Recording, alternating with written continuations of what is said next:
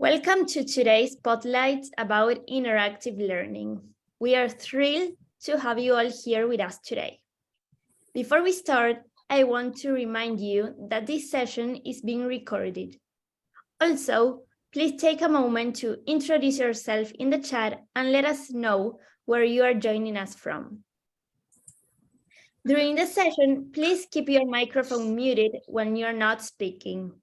You are welcome to use the reaction buttons to respond to what you are hearing, and feel free to comment or ask questions in the chat as often as you wish. We love to see participants actively engaged. Our spotlights are packed with a warm welcome, content delivery of 35 to 40 minutes, and an interactive Q&A session. We encourage you to participate and make the most out of this learning opportunity. Interactive learning is crucial in today's digital age, where learners demand more engaging, personalized, and meaningful learning experiences. I'm excited to hear from our expert speaker, Selene Estaris, as she shares her experiences and knowledge about interactive learning. Let's give a warm welcome to Selene, teacher, EdTech specialist, international speaker, global learning ambassador, as she takes us on a deep dive into the world of interactive learning. Over to you, Selene. Thank you so much, Caro. So for some of you, I might look familiar, and that's because I've also moderated a couple of our Spotlight and Mastermind sessions for T4 before. So it's nice to be on this other side of it now and be a speaker and share what I can with everybody today. So today I'll be talking about interactive learning, which is something that I love talking about. And today I hope you're ready to dive into a bunch of different resources that I actually have ready for you to check out to see how we can make learning a lot more interactive. So let me start off first, of course, with an introduction. So as you know, again, I'm Selene Estaris. I am a grade school social studies teacher from the Philippines. I am an EdTech coach, a T4 education ambassador, and recently I've actually just been certified as an Apple Distinguished Educator. So I was just been certified like a few weeks ago. So we're going to start off with finding out first, of course, the context that you're coming from. So I'd like everybody to let me know in the chat box, what interactive apps or resources do you use or are you familiar with? So are there any particular apps or resources that you like to use whenever you do like your lessons, or just things that you like to explore but you're thinking of maybe using someday or at some point? So if there are any of those apps that is highly interactive that you are interested in or that you have used before, please definitely let me know what they are in the chat box. So I'll give everybody maybe like a minute just to type it down. Okay, so Caro uses Canva a lot. I use Canva a lot too, especially when I'm making different multimedia materials and content. It's super useful. So how about the others? Okay, so let's give everybody a moment to think about it and let me know what you use, because some of them might show up in the presentation we have today and some of them maybe are going to be new to some of you. So we're going to see. So Sir Fillmore has been using Padlet. Okay, that's actually another app that we also frequently use is Padlet. It's good for a lot of different uses. Okay, let's see. Anyone else who'd like to let us know? Okay, so maybe the others don't. Okay, Carlos is Kahoot for quizzes as well. Okay, so the others probably don't have ones in mind right now, and that's okay, right? So the reason we're here today is kind of to explore as well other resources that we have. So if you're not familiar with any interactive resources at the moment, that's okay, because we're here to learn about those resources. But of course, we need to know as well, why do we need to make learning interactive? What is the purpose of it, or what is the reason that learning has to engage the students or has to have them actively participate? So just to go over it, very simple. learning has to be interactive because it deals with the following, and it allows students to do the following. So it allows them to be more engaged, to be more interested, and for them to be able to express themselves. So in terms of engagement, interactive activities or learning opportunities actually keep students interested in your session. And because they are engaged in it, because they are interested in what you are presenting or showing them, and you're actually making them be a part of it actively, it lessens their fidgeting and off-task behavior. Because instead of you just rambling on discussing something, and they just have to watch you or listen to you, you're actually allowing them to take part in that learning themselves. And so they won't have time to fidget, or they won't have time to do off-task behavior because they'd be busy doing the task that you've asked them to do instead. It also piques their interest, so it shows students that learning can actually be a lot of fun. So this is especially true for subjects wherein maybe students tend to find it difficult or have a love-hate relationship with it. Like, for example, when I was growing up, I actually didn't like social studies very much, history very much. And that was because a lot of the time my history teachers would just ramble on and just discuss things and not really engage as much in the discussion. It wasn't really very interactive. It was more of just a lecture. And so, kind of ironic that I ended up as a social studies teacher, but it's actually my goal to make sure that my kids are interested in what I'm teaching them. And I do that through the interactive learning process. And then lastly is the expression part. So it allows students to be able to express themselves freely. So it allows them to get their thoughts out there, their ideas, and of course it allows them to be more creative. We don't want to, of course, stifle our students' creativity. We don't want them to feel like they're kept inside a box or that their thoughts have to conform to something, but we want to get all of those ideas out. We want them to be able to express their opinions, their thoughts, and let us know what they're thinking. And by making learning more interactive, we're actually able to draw those ideas out of them.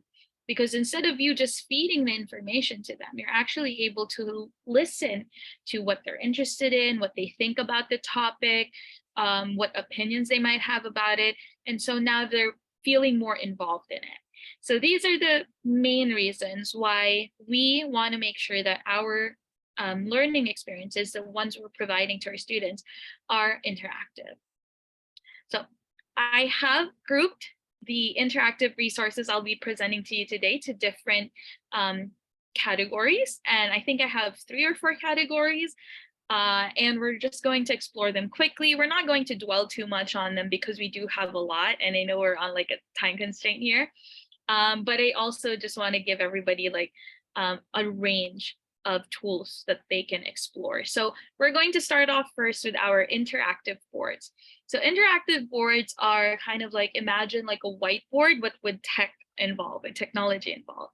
So interactive whiteboards are collaborative in nature. They allow students to be able to brainstorm ideas together, or for everybody to post their ideas all at the same time. So it can be used by multiple users simultaneously. And like I said, this is good for brainstorming, or it's just good for everybody to be able to get their ideas out, to get their opinions out on something. And so we're going to check out some of those. So one of the simplest ones that we have is Google Jamboard. So Caro and I were actually talking about Google Jamboard earlier. So I say simple because really there's not much to it. So if you're like starting out trying to figure out how to do like a virtual whiteboard, this is a great place to start. It's very simplistic and it's easy for students to actually pick it up too without having to teach them how to actually use it. So basically you have like a pen and eraser, you can put sticky notes, you can upload pictures and draw on the whiteboard. So this is collaborative. A lot of students can work on this all at the same time. And just to give you an idea of that, let me actually have everybody answer this particular board. Yeah. Okay, so I will copy the link and I'll send it in the chat box so everybody can check it out. So you can open that link right now. And you will see that as everybody's like typing things on the screen or using the sticky notes or drawing things on the screen, it's all going to appear there. And so everybody, so yeah, I have a couple of people joining already.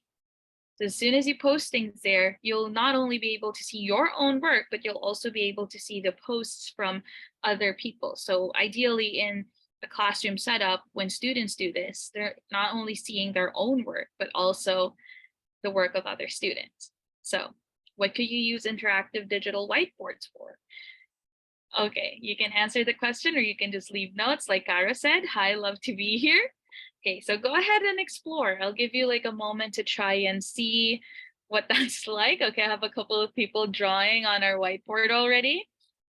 Okay, definitely go explore it. We have sticky notes as well if you want to try that out.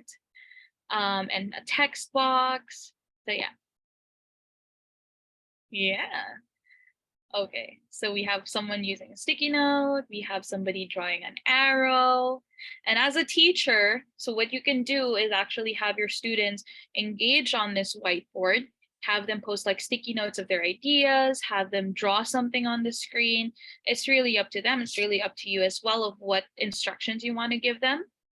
And then you can like use the laser here to kind of draw attention to certain parts of the screen. So like somebody said, "Kumusta?" or "How are you?" So I'll highlight that by using my laser. Okay, so I can also like highlight other stuff here using my laser. So again, it's just like that. Very simple, very easy for you and your students to pick up. So that's just the first of our many resources. Okay, so I hope you're enjoying that though. Another one that we're going to look at is Padlet. This was mentioned by Sir Fillmore earlier. He mentioned that they use Padlet as one of their interactive resources. So Padlet is also another one of these interactive boards. And unlike Jamboard, this one actually has a lot of different ways that you can use it. And what's great about Padlet is you can integrate things like games on it, links to other websites, or you can use it to post videos, multimedia content, pictures, GIFs. So all of these different things. And you can also choose like your layout of what you want your Padlet to look like. You want it to look like a wall where it's like free flow and everyone can just put wherever they want. Do you want it to be more organized and look like a stream or a grid or a shelf? You can have like a map if you're doing like geography lessons, or a canvas or a timeline. So you have these options of what you want it to look like. And I'm actually going to show you a couple of samples that we have. This one that I have here, so this one is more of a canvas. So when I was in my master's class, we actually used this to create like kind of like a big canvas board, kind of like a big pin board of key concepts about distance education. So as you can see, like it has all these things, like it has post-it notes, but I also have pictures there. I have arrows, I have links to other sites, and like it can be as organized as this, or you know, if you want your students to be a little more free with it, you can have them do that as well. Okay, so like I have links to games down here, ways that they can share their ideas. So I'll actually link this in the chat box so you can also see what it's like from your own screen. But I also have another example here. And this is one that we use in our school. So in our school, we actually have something called News Bites, where every month we give like a social issue, or we give like a news article that we want our students to read. And we also have like a question that they can answer. So for example, after reading this article here, they will read this question of like, how would you have felt if you were one of the passengers affected by the flight delays, and why? And then as you can see here on the side, okay, and as you can see on the side here, we have it arranged by like grade levels. So everything from 2nd grade to 6th grade, the students can just post their ideas here. They can post their opinions in like this stream. So yeah, as you can see, I have like several different students posting their thoughts on it. Some of them have written it in their notebooks and just uploaded a picture of it because they feel more comfortable writing it down. And some of them have typed it directly onto the board itself. Okay, and some of them even include things like GIFs or pictures just to make it more interesting. And so as you can see, because this is an intergrade thing, our students can actually read the posts of other students from other grade levels, and they can leave things like likes. So as you can see, for example, this post has 6 likes from students from different grade levels.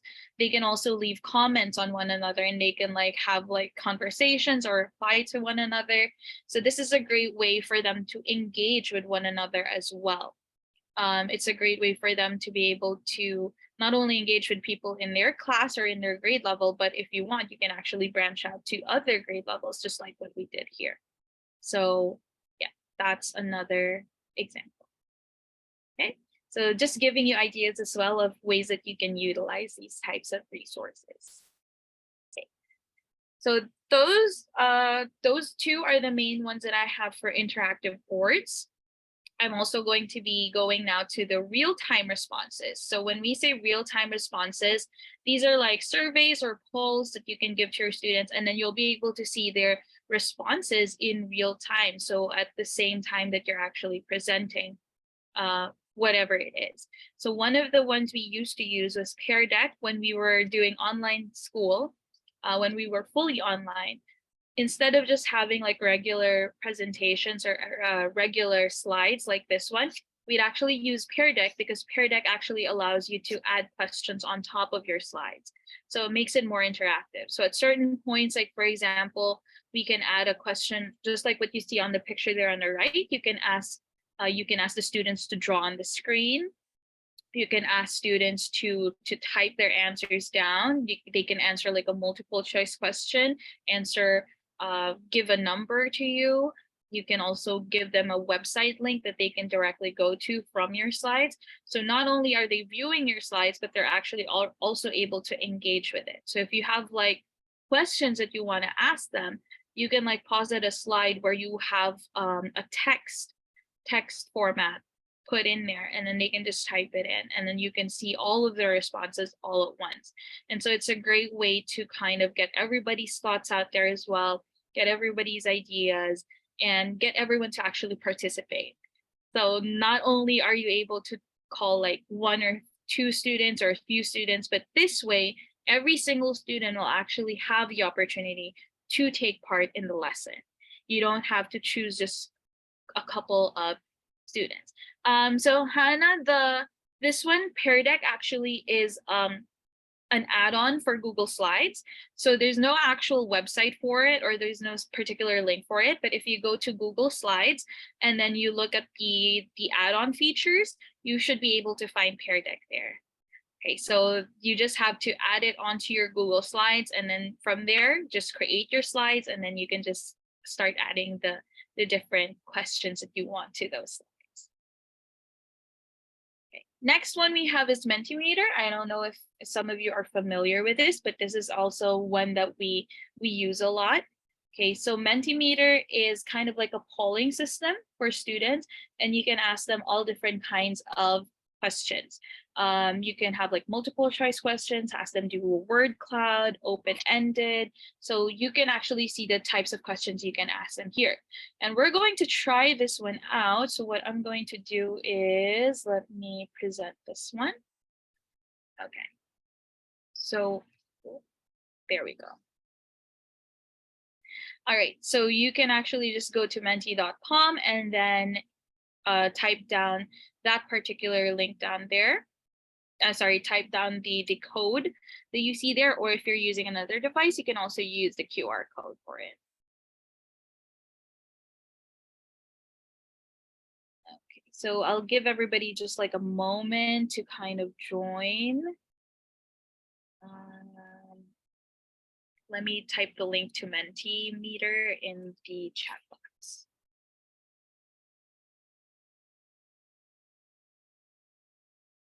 All right, so you just have to open that link in the chat box and then enter the code that we have here, 42761401. And then it should lead you to the actual Mentimeter board where you'll be able to put in your answers. And then I'll actually be able to check them out. So For example, the first question there is, how are you feeling today? So go ahead and like type in like any particular word that just tells us about like how you're feeling today. Are you tired? Have you been busy? Okay, I already see like a giant tired. So this is a word cloud type of question. And what it does is it gathers like the words that your students are answering. And the bigger the word appears on the word cloud means that that's the most common answer. The smaller it is means that not many people are answering. Okay, so I have tired, happy. How about the others? Okay, so more people are happy. Okay, the others, go ahead and type in your answers there as well. So sometimes, yeah. What's great about Mentimeter too is that it has certain filters. So if you have students who, can be rambunctious sometimes, or they're trying to do things they're not supposed to do, Mentimeter actually has something like a profanity filter. So it actually filters out like inappropriate terms, inappropriate words. So you don't have to worry about like things like that flashing on your screen. So good, happy, tired, right? Okay, so another type of question that we have here is, what are you most excited to learn about or try out today? So you have like a multiple choice question there. And for this type of question, you just have to select whichever one is your answer. This is more of like a poll. So you can actually see your students' responses in real time as soon as they answer it. So it'll show up directly on your screen like that. So for example, I can clearly see that I have one person who's interested or is most excited about real-time responses. And I have two people who are very excited about learning more about gamifying, right? So as soon as they enter that answer onto their screen, it actually shows up on here on my presentation. And so it's very easy to see and gather data about your class very quickly. So like that. Okay, so let me just go to the last type of question that I have here. Okay, so this one I think is an open-ended question. So what do you enjoy doing in your spare time? So just tell us about like a hobby that you have, something that you're interested in. Yes, Alejandro, you have a question. Go ahead. Yes, sorry, I have a question. How do you show the answer when you finish the Mentimeter? Oh, okay. So what I'm showing. I usually use the presentation, but I have a problem when I want to show the answer. Okay, so Something wrong happened with me. Yeah, have you used Mentimeter before, Alejandra? Yes, a lot of time. All right. But my problem is when I want to show the teachers the answers, the results from the Mentimeter. Okay, no, I get it. So I'll get to that. Let me just show for my example here. So it says here we have two answers. So there's actually a button here that actually allows you to hide and show like answers to questions. So that might be it. You might have hidden the results. So right here on the bottom, there's a toggle that allows you to hide results and show results. And the reason for that is sometimes you want students to everybody answer first before I actually reveal the actual answer. That's what that's for. So in terms of just presenting it though, usually if you want to present the answers to your students, you just go to your Mentimeter dashboard, open the presentation, and then you just click present. So right here on the upper right is the present button. As soon as you open that, as soon as you click that, it should open the answers already, or the presentations where the answers are going to show up. Okay, so hopefully that helps. If it's not showing up, it's probably because of this little button down here. It has to be toggled to show results instead of hide results. Yeah, because it does that. Okay, so anyway. Okay, yeah, Caro, no problem. If we have a little more time later. Okay, so anyway, going back to our resources, that's just an example. We don't want to spend too much time there too. Okay, the next one I have is called Poll Everywhere. And Poll Everywhere is actually kind of similar to Mentimeter as well, except that Poll Everywhere has a lot more variation when it comes to the questions that you can actually ask. So for example, as you can see here, you have like a lot of the recommended types of questions there, like multiple choice, word clouds, Q&A, surveys, open-ended, and competitions. But you also have other ones like the ones at the bottom there. So discussions, brainstorming, emotional scale, presentation feedback, spotlight. So it kind of does the same thing that Mentimeter does, but expands on it a little more. So I do think I have here. Yeah, so I have right now a set of questions here that we can try out as well. Let me present this and I'll share the link with everybody so we can like answer it together as well. Okay. I will type the link in the chat box and then you guys can open it. But if you see it on the screen as well, then you can definitely go to that link also. Okay, so the link is in the chat. You just open that and it should take you to the place where Selene, you just messaged me the link. Oh, I'm sorry. Okay, hold on. Let me send it to everyone. Okay, there you go. Right, so as soon as you open that, you should be able to answer the questions that I have here. So as you can see, the first question I have here is, what has been your quarantine hobby? So obviously I made this question back when the pandemic was still in full force. Obviously we're like opening up a little more now, but it's still a good question. So you should be able to put your responses in there. I'm sorry, I don't know if this is happening to everyone else, but when I try to open the link, it says page not found. Is it just me? Okay. Hold on, let me try to resend the link to you. One moment. Okay, same is happening to everybody. No problem. Hold on. I will be sending the page not found, the same page not found. Okay, can we try that one? That one should open. Yeah.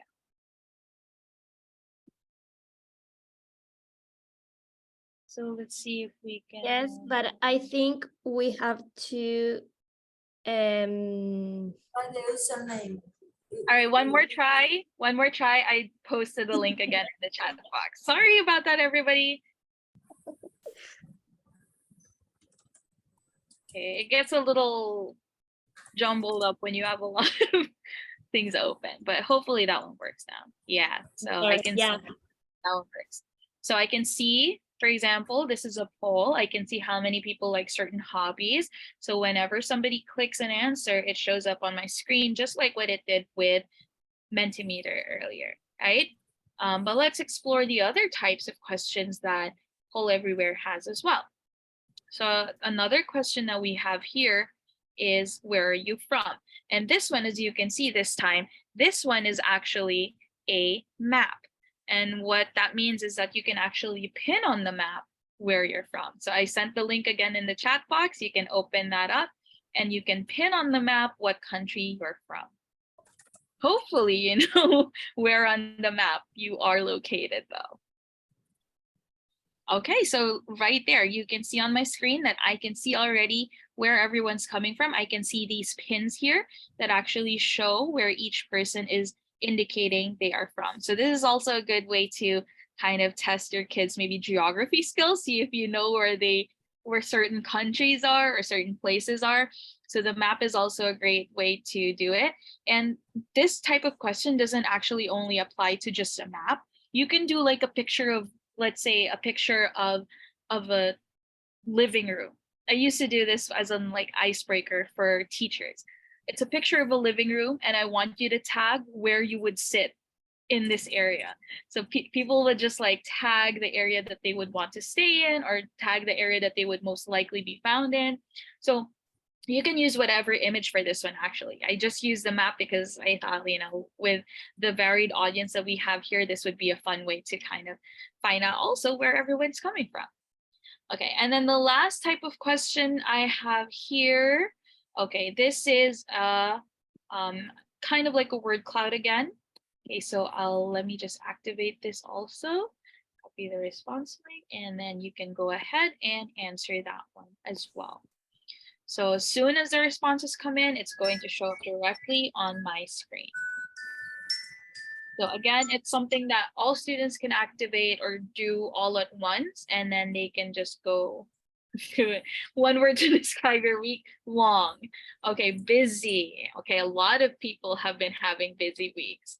All right, what about the others? Like, how would you describe your week? Hard. Okay, seems like everybody's been having a tough week this week, which is understandable, you know. Tiring. Yeah, it's getting to the end of the week, just only a few more days and we'll be at the weekend. So yeah, no problem. All right, so that's it. Okay, so hopefully that's something that piques your interest as well. So that's Poll Everywhere. Okay, we're moving on now to another category, which is gamifying, which a lot of people are very interested in. A lot of people like this. I saw earlier in our poll that people were very excited for this. So gamifying is basically putting game elements, exciting game elements into your lessons, into your activities to make it, you know, a little more fun for your students. So one of the common resources are used or app is quizzes. So quizzes is very good if you want to make like a quiz type of thing. It's very similar to Kahoot. If you've tried Kahoot before, it's very similar to that. So you can ask different types of questions like multiple choice. You can do like a checkbox question, a fill in the blank, and again, a poll and an open-ended question. So similar to Mentimeter and Poll Everywhere as well, except that quizzes actually allows you to give these questions as a quiz, or it can just be an activity, it can be a lesson. You can give it to them as a homework, as opposed to having them answer it real time or answer it in the classroom. They can actually take this work home and answer it whenever they have the time to do so. So I'll just be linking the link for quizzes in the chat box. I won't be going through quizzes anymore just because it's very common. You might have tried it out before. It's very simple to use as well. So we're just going to go over that real quickly. So that's quizzes. And then another one that I love is word wall. So word wall actually allows you to create different types of games. As you can see on the picture here, it has a range of different types of games that you want to make. So the templates are already there. You just have to choose which kind of game you want to make or which kind of activity you want to make. And you just have to fill it in with like the details that you want in there, or the information or the content. So you could do games like a matchup game or a random wheel or group sorting. So all these different types of games, these are all free. You can use them and then you can have students just answer them. A great thing about word wall is it's not just like an online thing, but you can actually convert the activity into a worksheet. So for example, if you make like interactive worksheets. Yeah, so if you make like, for example, an anagram activity, instead of just having the students like answer it online, you can actually convert it to a worksheet, and then they can just print it or download it and then answer it on paper. So this is great for those who maybe have limited connectivity or don't have the same level of connection to the internet or don't have the same availability of technology. So this is a great resource for them. And then the link for this is just wordwall.com. So I'll link that as well in the chat box. Yeah. All right, and then the next one is Jeopardy Lab. So if you've ever seen Jeopardy, this is actually that. So it's Jeopardy, but you get to choose like the questions and the answers, and you can also put like videos or images in there. And I actually have the link to one of our Jeopardy labs here. I'm actually going to show it to you. So you can put like a certain number of teams, like if you want your students to work in teams, but if not, you can just do like no teams, right? So everybody can answer together. And then it's like this. So you have your students, for example, choose like, okay, what category do you want? How many points do you want that for? So if I have a student who says, for example, I want to do government for 500 points. So you click it and it opens the question. And then, so for example, here is this principle ensures that the branches of the government have separation of duties, interdependent. So they think about it, you give them a certain time to answer, and then you just click spacebar, and then it'll reveal the answer. And what's great about this is if you have teams, you can actually give them a certain number of points. So if you answer it correctly, you can give their teams those points, and they can kind of like do it like a competition to see who was able to get the most points. So let me just refresh this so we can try it with teams, just so you can see. So for example, if they answer this question correctly, right? I can select, for example, team 1 got it correctly. I just need to click plus. Team 3 got it correctly. I click plus. So it automatically also notes down how much the points are. You don't have to do math. You don't have to compute it yourself. It does it for you, which is another great thing about it. So yeah, that's Jeopardy Labs. And again, the website for this is just Jeopardy Labs. So www.jeopardylabs.com.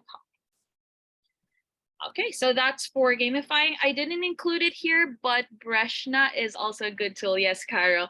I forgot to include it here actually, but yeah, I usually include it here. I don't know why I forgot to put it here. Breshna is a good tool for creating like customized games. And if you've ever used Canva, it's very similar to that. It's like a Canva, but for making games instead of just content. So that's another great thing for you to explore. It's breshna.io. So they have a lot of templates that you can like work around with and just check out. Yes, Sir Fillmore, WordWall is a free app. So you do get all of those templates for free. All of the ones I'm showing you actually are free because I know, as teachers, it can be difficult to get like the financial support from our schools to actually use these resources. So the ones I'm showing you are all free. So you're free to explore them and use them as much as you want. All right. Okay, we're getting down to some of our, I think this is our last category, and this is mixed media.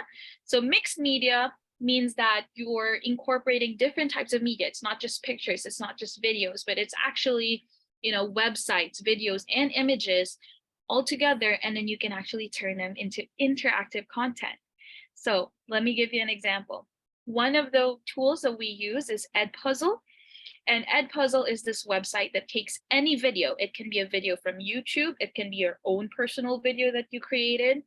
It can take any video and make it interactive. So instead of students just watching it, after they watch certain segments of it, they actually have to answer questions. So like the example you see here on my screen, you see on the timeline of the video, there are these little notches, these little pins at the bottom. That indicates a stopping point where the students will actually need to answer a question or there's a piece of information that they need to read. And the breakdown of that is like on the right side there. So at 1 minute and 12 seconds, for example, before they can proceed with the rest of the video, they have to answer a multiple choice question. Or at 1 minute and 29 seconds, before they can proceed with the rest of the video, they have to answer an open-ended question. So like I said, instead of them just watching a video and, some of them aren't even really paying attention to the video, this kind of forces them to really pay attention to what it is and what's happening because they can't move on with the rest of the video unless they answer these questions or unless they answer it correctly. So yeah, it makes it more interactive. It allows them to answer and see if they're actually understanding what they're watching, what they're listening to before they move on with the rest of it. Okay, so this is edpuzzle.com, also a free resource for everybody. And then this one is ThingLink. I think ThingLink is my last one. So ThingLink is, it allows you to turn any image into kind of like an interactive pamphlet. So as you can see here, for example, in that image of like the forest, right? You see these little indicators like number 1, number 2, a check mark, these plus buttons. All of those indicate that there's a point of interest there that students can actually interact with. So all of those points of interest could be something like text or media. It could be content from another website. And let me actually show you what that looks like because I have it right here. So I'll send it to everyone in the chat so you can check it out on your own device, but I'll also be walking through it on the screen. So here, for example, if I go over number 1, if I put my cursor over number 1, it says, this is a fox. So it just gives you like text information. But if I go to something like number okay, this plus sign, this is a tree. If I go to something like these mushrooms, for example, and I click on this number 2 right here, it's going to open a video that talks about fungi, or talks about the fungi kingdom for kids. So it links directly to a video. They don't have to go to another website. Just by clicking that point of interest, it opens this video. If I click this check mark, it opens a question, or something that the students can answer. Which of the animals in the picture do you like best? So I could say things like the bear, and then you would see that you would see what other students answered as well. So somebody could have said they like the deer best, and then it's going to show up here as a poll. Okay, so if I click number 2, it's going to open a picture with just some text like the forest. This is what a forest looks like. So different points of interest can link to different things. This one links to a quizzes, for example. So another activity that they can open. You can also link to things like Wikipedia pages. It's really up to you. So the website is called thinglink.com. And again, you can make your own resources there. Make this like multimedia type thing, mixed media type of thing. And this is great for students in like lower grades, because you don't have to ask them to open several different links all at once. You don't have to ask them to go to YouTube and then go to this website or open this or check this out. But just from a single picture, they can actually do all of those things already. Okay, so that's something worth exploring. So I hope some of you actually use this one. This one is actually really great. And they have 360 images in case you want to do like for example, like a virtual tour. You can use the 360 images to create something like this as well.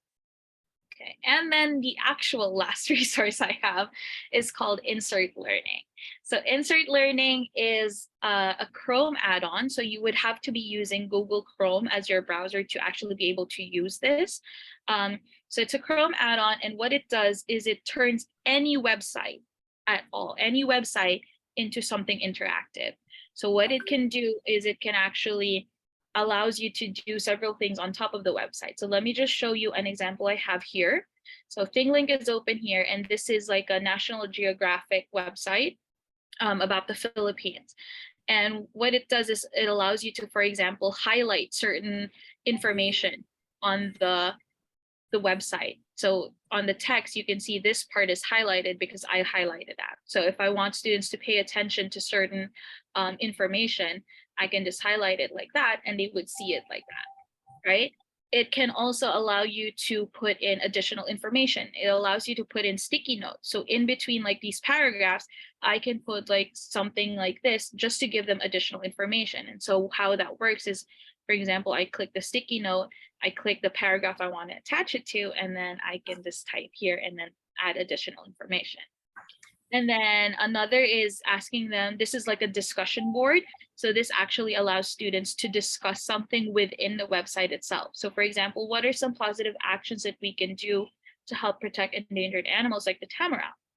And students can just put their responses in here. It's kind of like a chat. So make sure you moderate it if you do use it, but it allows them to have that discussion while they're on the website. They don't have to go to another website just to do it. So yeah, that's the insert a discussion. And then you can also insert questions if you want students to answer certain questions. Yeah, for example, this one, which of the following is the Philippines' top agricultural product? So this is a question I've actually attached on top of the website. And if you just want to see what it's going to look like for students, okay. So if I'm a student and I'm going through this website that my teacher has used insert learning on, I will see the highlighted text, I will see the sticky notes, I will see this discussion board, right? And I can see the questions. So of course the answers aren't showing up on this end because this is for students, but as a teacher, you'll actually be able to see what the correct answers are. And then you can also see some of the things that the students have been typing. You can actually delete some of their answers if it's not appropriate or if you think it's not relevant. So yeah, that's insert learning. So it's actually, There is a website for it. It's insertlearning.com. But again, you would have to be using, the only restriction on this is you would have to be using Google Chrome to actually be able to use it on top of the websites. And your students would have to be using Google Chrome as well to be able to view it like that as well. So yeah, that covers all of the resources I have for everybody. I hope it wasn't too overwhelming. I know there was a lot, but choose one or two that you really want to explore, and I think focus on those for now. If I'm right, Carol, we will be sharing this presentation with them anyway on T4. Yeah, so if you want to go back to it and check it for reference for like other tools that you can use, you can definitely go back to it and explore all of the other resources as well. Right, I think that's it. If you do have any questions, I'd be happy to answer them. So just raise your hand or let us know in the chat box. I would be happy to assist you with anything you have in mind. If you have a question, if you want clarification on something, I can help out with. Oh, and since we do have a little bit of time, there was a special request to show what Pear Deck is actually going to look like. So let me just go to my slides here. And this is the same way to use this last one, right? Insert Learning as Pear Deck. They are both Google Chrome extensions, right? Yes. Insert Learning is a Google Chrome extension, but Pear Deck is a Google Slides extension. So even if you're for Pear Deck, even if you're using a different browser, as long as you're using Google Slides, you should be able to add it on. So let's say, for example, I'm going to open our interactive learning slides, and I'm going to use Pear Deck on this. So on the top here, you have like these different command tools, right? So we're going to select extensions. Let's give it a moment, it's still loading. So you're going to select extensions and it should come up on the add-ons. If you don't have it yet, you can go to get add-ons and then search for Pear Deck.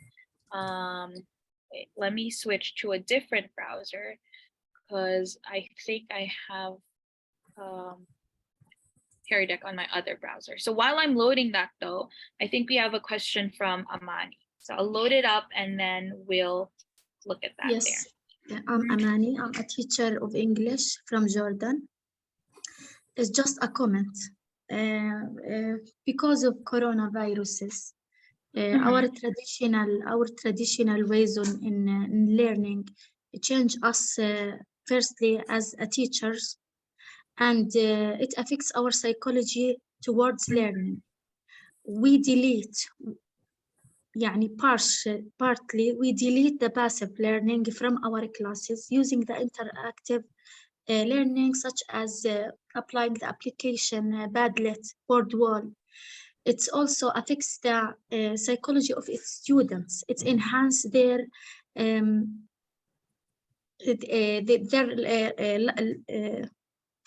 ways in learning and their psychology towards learning.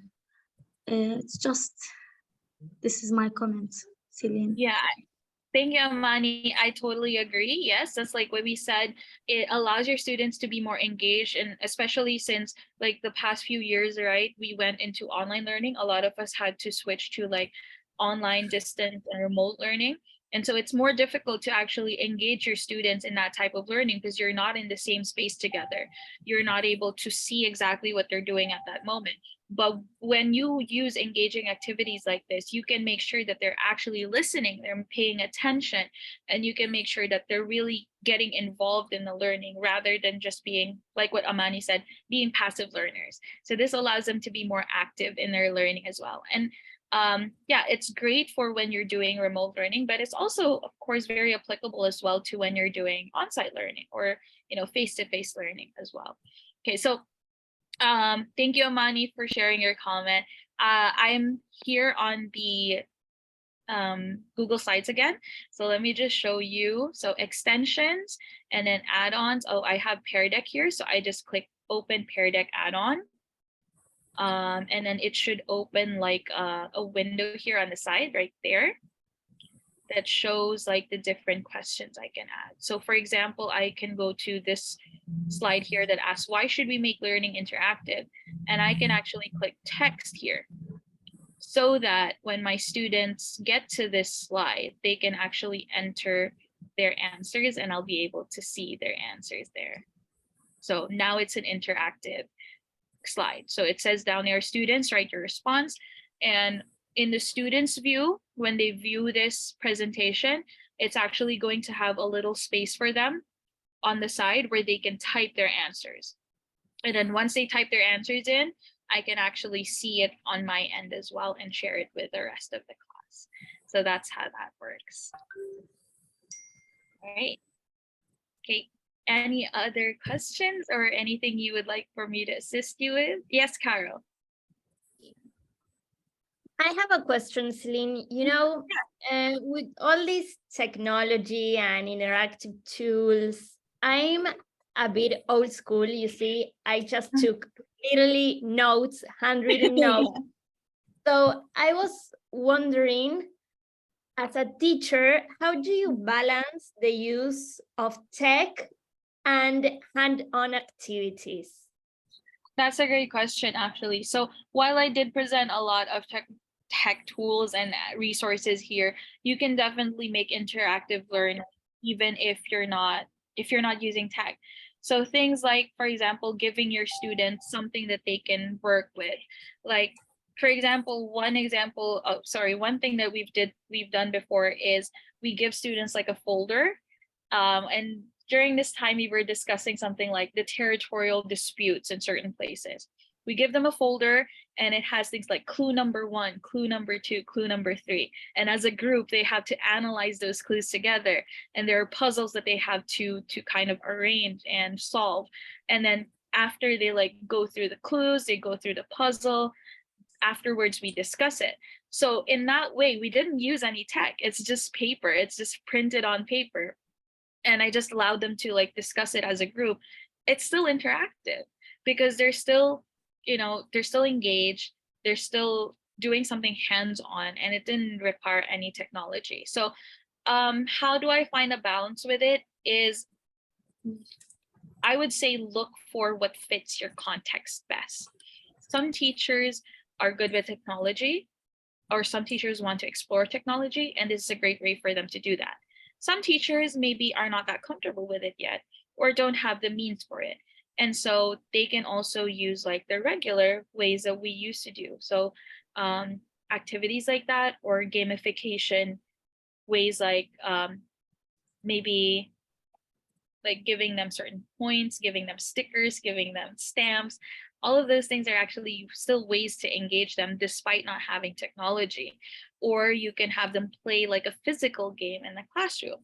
I'll give you an example. So when we taught our kids about the directions, like north, south, east, west, what we'd have them do is we'd have them stand and then we tell them, okay, I want everybody to take 2 steps to your west. And then the kids would do it, 2 steps to your north, 1 step to your south. And so they're still getting engaged. They're still being engaged in their learning without necessarily having to involve technology. So it's really finding what fits the topic best, the lesson best, but also what fits you and your students' interests best.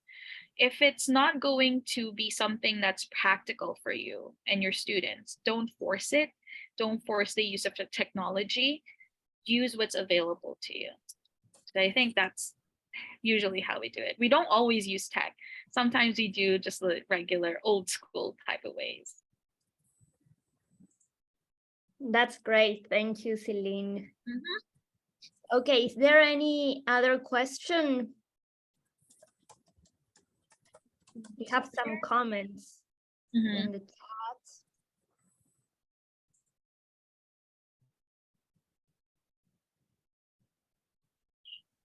Yeah, I see a lot of people saying thank you, very interesting. I'm glad that you found the things I've shared interesting, and I hope you take the time to kind of explore them a little more. I know I just went over them quickly, but I hope this has piqued your interest and has actually allowed you to see the possibilities of these different tools. and has inspired you maybe or motivated you to try out some different interactive learning strategies with your students? I'm sure we all will be exploring these tools as soon as we can. So thank you, Selene. Thank you, everyone, for coming and joining us on this session. I'd like to invite you for next week's Spotlight. We'll be talking about financial literacy. So it's a good topic. So you're all welcome to join us, and special thanks to you, Selene. No problem. Thank you for having me. Thank you everybody for joining us today. I know you've all had like a busy long week, but thank you for being here anyway to join us. Thank you. Can I say something to close if you follow me? What I would like to say that is you have to face the balance between implement the gamification in the correct way, no? Because it is important to highlight, I write the conclusion because my English is I have to improve my English. In the classroom that not replace the traditional teaching and the teachers, no? The teachers is the most important thing in the classroom, because we have to get the tools to are able to implement in the correct way the gamification and the tools that you are introducing to us. That's what I think. And thank you very much for your presentation today. Of course, you're welcome. And I definitely agree. These tools are nothing if the teachers are not knowledgeable in how to use them and if the teachers are not using them properly. So they're nothing without you. That technology will definitely never replace the teacher. That's why it's so important the training teachers and those meeting to collaborate and to get how to use in the correct way. That's why thank you. I'm happy to see everybody here today. Thank you, Ale. Thank you, everyone, and enjoy your day, evening, afternoon, whatever you are. Thank you, everyone. Thank you. Bye. Thank you, Celine. Our morning. Bye. Our morning. Bye. Take care, everyone. Bye. Bye bye. Happy to see you here. Yes. Bye, everyone. Bye, everyone.